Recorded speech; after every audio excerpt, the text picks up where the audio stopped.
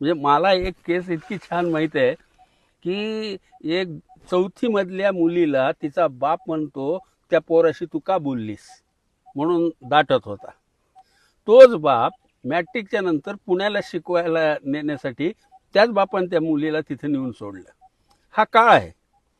शेतकऱ्यांनी आपल्या मुलांना शेतीच्या बाहेर काढलं.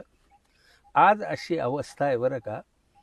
हा कृषीप्रधान वगैरे जो देश होता त्या देशामधली अवस्था अशी आहे की आता 10 ते 15% लोक फक्त शेतीवर अवलंबून आहे.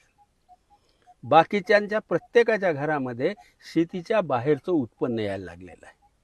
हा मोठा बदल झालेला आहे. हे ट्रिमंडस चेंज आहे बरं का भारतामधला, लोकांनी काढलेला.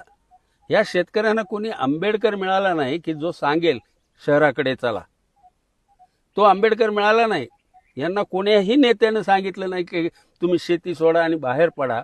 पण ह्या लोकांनी आपल्या मुलांना शेतीच्या बाहेर काढलं. आणि हा मोठा बदल, सिग्निफिकंट बदल आहे. तो मुख्यतः 80च्या नंतर आलेला आहे.